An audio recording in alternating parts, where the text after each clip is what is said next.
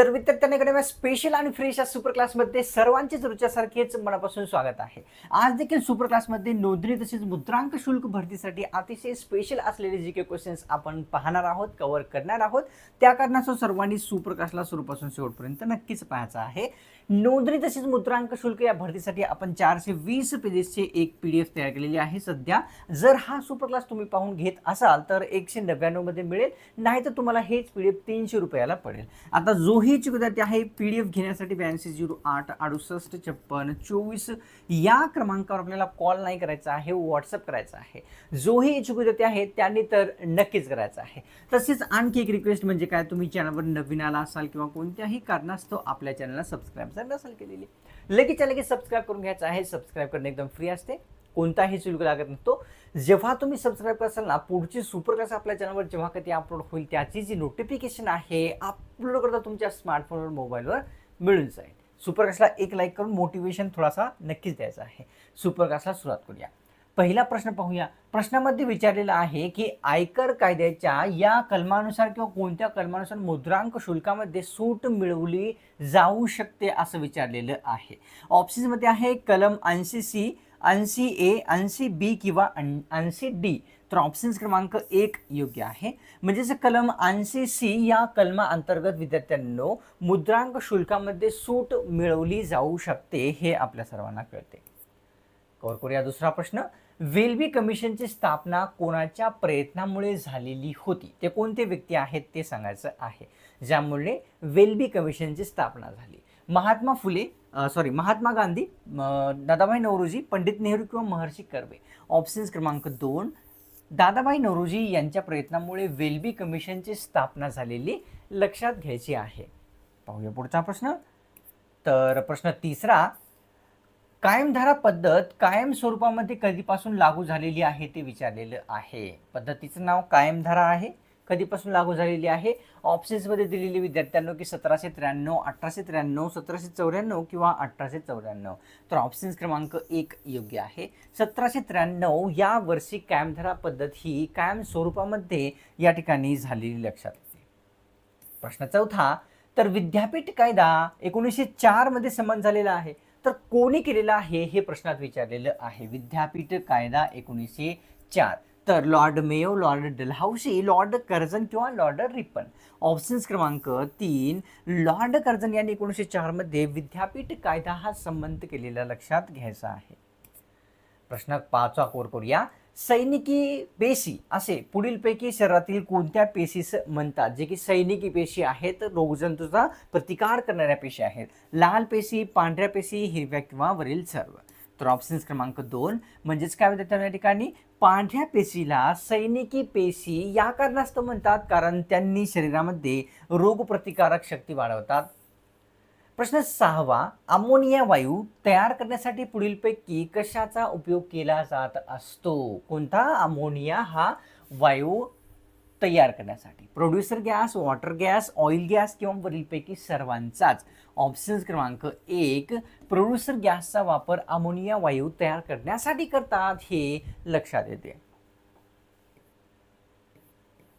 प्रश्न 7 असा आहे, तर राष्ट्रीय काँग्रेसच्या पहिल्या अधिवेशनात किती प्रतिनिधी हजर होते ते आपल्याला पहिल्या प्रश्नात 7व्या प्रश्नात विचारलेलं आहे। पहिले अधिवेशन तर 72 प्रतिनिधी होते का, 70, 85 प्रतिनिधी किंवा 90। तर ऑप्शन क्रमांक 1 योग्य आहे। 72 प्रतिनिधीचा जो समावेश आहे राष्ट्रीय काँग्रेसच्या पहिल्या अधिवेशनामध्ये झालेला होता। राष्ट्रीय काँग्रेसच्या पहिल्या अधिवेशनाचे अध्यक्ष कोण होते आपण पुढे कव्हर करूया। भारतीय राष्ट्रध्वजाची जी लांबी आहे, लांबी रुंदी जी आहे ते किती आहे ते आपल्याला सांगायचं आहे। राष्ट्रध्वजाची लांबी रुंदी 2-3, 3-2, 3-4 किंवा 2-4। तर ऑप्शन्स क्रमांक 2 3-2 एवढी राष्ट्रध्वजाची लांबी व रुंदी असलेली आपल्या सर्वांना कळते। कव्हर करूया पुढचा प्रश्न। प्रश्न 9 की राज्यघटनेमध्ये राष्ट्रीय आणीबाणी संबंधित असलेले कलम कोणते आहे, ज्यामध्ये राष्ट्रीय आणीबाणीविषयी सांगण्यात आलेले आहे। कलम 352, कलम 354, 355 किंवा 345। ऑप्शन्स क्रमांक 1 352 कलमामध्ये राष्ट्रीय आणीबाणीशी संबंधित असलेले किंवा सांगण्यात आलेले दिसते। तर प्रश्न 10वा असा आहे, महाराष्ट्र पत्रकार दिन कोणाच्या सन्मानार्थ साजरा केला जात असतो? महाराष्ट्र पत्रकार दिन महात्मा गांधी, बाळशास्त्री जांभेकर, शाहू महाराज किंवा महात्मा फुले? ऑप्शन्स क्रमांक 2 योग्य राहील. बाळशास्त्री जांभेकर यांच्या स्मरणार्थ महाराष्ट्र पत्रकार दिन हा साजरा होत असतो. सॉरी. प्रश्न 11वा की एका व्यक्तीपासून दुसऱ्या व्यक्तीकडे जाणाऱ्या रोगास पुढीलपैकी काय म्हणतात? एकाचा रोग दुसऱ्याला होतो जे आहे सहवासात राहिल्याने. अनुवंशिक, जैविक, सांसर्गिक जन्य किंवा वरील नाही. तर सांसर्गिक रोग जे आहे विद्यार्थ्यांनो एका व्यक्तीपासून दुसऱ्या व्यक्तीकडे जाणाऱ्या रोगास संबोधले जात असते. कव्हर करूया प्रश्न 12वा. XX ही 2 गुणसूत्रे पुढीलपैकी कोणामध्ये असतात? मेल, फिमेल किंवा या ठिकाणी तिसरा जेंडर आहे ट्रान्सजेंडर. XX ही गुणसूत्रे विचारलेली आहे. तर ट्रान्सजेंडर पुरुष, महिला किंवा वरील नाही. तर ऑप्शन्स क्रमांक योग्य आहे विद्यार्थ्यांनो 3. महिलांमध्ये जे आहे XX ही गुणसूत्रे असलेली आपल्या सर्वांना लक्षात येतात. प्रश्न विचारलेला की आपल्या समोर 13वा, महाराष्ट्रातील पहिले वन्यजीव अभयारण्य कोणते आहे? वन्यजीव अभयारण्य भीमाशंकर आहे का, राधानगरी आहे का, किंवा यावल किंवा वरीलपैकी नाही? ऑप्शन्स क्रमांक योग्य आहे 2. राधानगरी हे अभयारण्य महाराष्ट्रातील पहिले वन्यजीव असलेले दिसते. प्रश्न 14वा, महाराष्ट्रातील कोणत्या जिल्ह्यामध्ये सर्वात जास्त तळे आहेत ते विचारलेलं आहे. सर्वात जास्त तळे असलेला जिल्हा कोणता आहे? जालना, भंडारा, बीड किंवा अमरावती? ऑप्शन्स क्रमांक योग्य आहे 2. भंडारा या जिल्ह्यामध्ये सर्वात जास्त तळे असलेले आपल्या सर्वांना दिसतात. तर प्रश्न 15वा, गोदावरी ही प्रसिद्ध नदी महाराष्ट्रातील किती जिल्ह्यातून वाहते? किती जिल्ह्यातून वाहते माहीत असणं गरजेचे आहे. गोदावरी नदी विचारलेली आहे. 5 जिल्हे, 7 जिल्हे, 8 किंवा 1 जिल्ह्यातून? ऑप्शन्स क्रमांक योग्य आहे आपल्या समोर 2. एकूण 7 जिल्ह्यातून गोदावरी नदी आपल्याला वाहताना दिसते. प्रश्न या ठिकाणी आहे विद्यार्थ्यांनो आपल्या समोर 16वा, संविधान दिवस म्हणून पुढीलपैकी कोणता दिवस हा साजरा केला जात असतो? संविधान दिवस 26 नोव्हेंबर, 25 नोव्हेंबर, 27 किंवा 28 नोव्हेंबर? तर संविधान दिवस म्हणून 26 नोव्हेंबर हा जो दिवस आहे तो साजरा होत असतो हे कळते. अंगाची लाही लाही होणे या म्हणीचा अर्थ आपल्याला सांगायचा आहे की कोणता आहे? अंगाची लाही लाही होणे. ऑप्शन्स मध्ये दिलेले आहे गरमी होणे, संताप येणे किंवा झोप येणे किंवा थंडी येणे. ऑप्शन्स क्रमांक 2 योग्य आहे. संताप येणे म्हणजेच काय? अंगाची लाही लाही होणे असलेले लक्षात येते. कव्हर करूया पुढचा प्रश्न जो की आहे या ठिकाणी 18व्या क्रमांकाचा. भगवान गौतम बुद्ध यांचे महापरिनिर्वाण कोणत्या ठिकाणी झालेले आहे? महापरिनिर्वाण झालेले ठिकाण पर्यायापैकी कोणते आहे? बोधगया, सारनाथ, लुंबिनी किंवा कुशीनगर? तर ऑप्शन्स क्रमांक 4 योग्य आहे. कुशीनगर येथे महापरिनिर्वाण दिन झालेला आहे. आणि जर आपण पाहिलं विद्यार्थ्यांना लुंबिनी येथे काय झालेलं आहे तर जन्म झालेला लक्षात येतो. सारनाथ येथे काय आहे विद्यार्थ्यांनो तर पहिले प्रवचन दिलेले होते हे आपल्या सर्वांना लक्षात घ्यायचं आहे. थोडासा अक्षर चांगला नसल्यास माफ करायचा आहे. प्रश्न 19वा असा दिसून येतो, 5 वर्षाखालील मुलांना पुढीलपैकी कोणत्या रंगाचे विचारलेले की आधार कार्ड प्रदान दिले जातात 5 वर्षाखालील मुलांना? पिवळे, निळे, लाल किंवा काळे? ऑप्शन्स क्रमांक योग्य आहे आपल्या समोर 2. निळे आधार कार्ड 5 वर्षाखालील जेही मुले आहेत त्यांना दिले जात असतात. विचारलेलं 20व्या प्रश्नामध्ये की इन्सुलिनची निर्मिती शरीरामध्ये कोणत्या ठिकाणी होत असते? इन्सुलिनची निर्मिती कुठे होते? स्वादुपिंड, यकृत, फुफ्फुस किंवा मूत्रपिंड? तर विचारलेली इन्सुलिनची तर ऑप्शन्स क्रमांक 1 योग्य आहे. स्वादुपिंड या ठिकाणी इन्सुलिनची निर्मिती शरीरामध्ये होते. घेऊया पुढचा प्रश्न. 21व्या प्रश्नात विचारलेली खालीलपैकी कोणता रोग झाल्यास पेशींच्या संख्येमध्ये अमर्यादितपणे वाढ होते ते विचारलेले आहे. मर्यादाच नाही राहत पेशींच्या संख्येमध्ये वाढ होण्यासाठी एखादा रोग झाल्यास दिलेल्या पर्यायापैकी. कर्करोग, प्लेग, कोविड किंवा या ठिकाणी कुष्ठरोग? ऑप्शन्स क्रमांक 1 कर्करोग ज्यालाच आपण इंग्लिशमध्ये कॅन्सर म्हणतो. हा जर रोग झाला तर पेशींच्या संख्येमध्ये अमर्यादितपणे वाढ होत असते हे लक्षात. तर विचारलेल्या 22व्या प्रश्नामध्ये हिंदवी स्वराज्याचे संस्थापक पुढीलपैकी कोण आहेत ते सांगायचं आहे. कोण आहेत हिंदवी, सर्वांनाच माहीत असेल. शाहू महाराज, छत्रपती शिवाजी महाराज, सयाजीराव गायकवाड किंवा राजाराम राजे. तर ऑप्शन क्रमांक 2 योग्य आहे.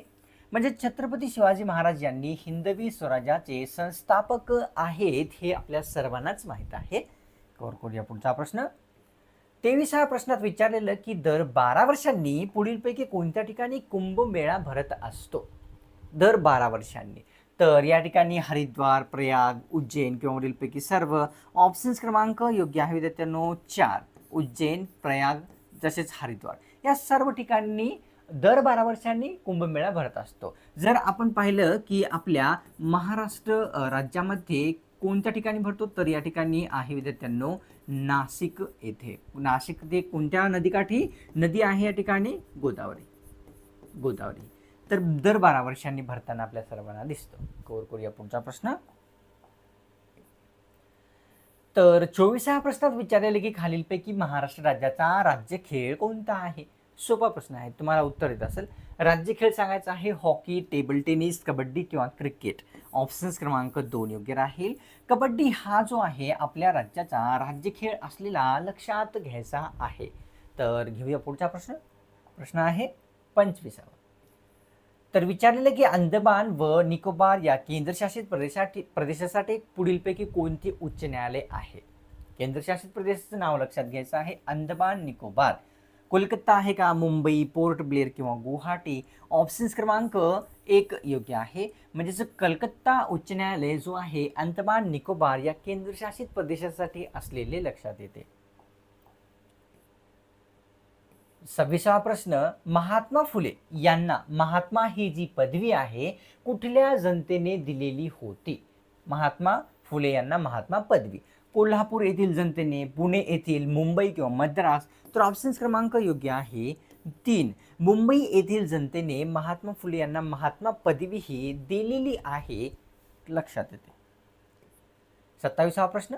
क्रीडा प्रशिक्षण क्षेत्रामध्ये पुढीलपैकी कोणता पुरस्कार दिला जातो सांगायचा आहे. कोणत्या क्षेत्रात, क्षेत्र कोणतं दाखवलेले आहे क्रीडा प्रशिक्षण क्षेत्रात. द्रोणाचार्य, ध्यानचंद, ग्रॅमी किंवा भारतरत्न. ऑप्शन्स क्रमांक 1 म्हणजेच द्रोणाचार्य हा पुरस्कार जो आहे क्रीडा क्षेत्रामध्ये प्रशिक्षण दिल्या कारणास्तव दिला जात असतो लक्षात येते. तर 28व्या प्रश्नात विचारलेलं विद्यार्थ्यांनो की या ठिकाणी योमेशचंद्र बॅनर्जी हे राष्ट्रीय काँग्रेसच्या कितव्या अधिवेशनाचे अध्यक्ष व्यक्ती राहिलेले आहेत. व्यक्ती आहेत योमेशचंद्र बॅनर्जी. तर या ठिकाणी पहिल्या, दुसऱ्या, तिसऱ्या किंवा चौथ्या. ऑप्शन्स क्रमांक 1 पहिल्या अधिवेशनाचे राष्ट्रीय काँग्रेसच्या अध्यक्ष जे आहे उमेशचंद्र बॅनर्जी असलेले लक्षात येतात. घेऊया प्रश्न 29वा. तर विचारलेले की पूर कालव्यांची सर्वात जास्त संख्या पुढीलपैकी कोणत्या राज्यात आहे. पूर कालव्यांची सर्वात जास्त संख्या. ऑप्शन्समध्ये राज्य आहेत हरियाणा, पंजाब, उत्तर प्रदेश किंवा तामिळनाडू.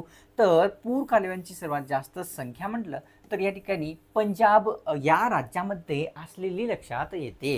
कव्हर करूया पुढचा प्रश्न जो की आहे 30वा.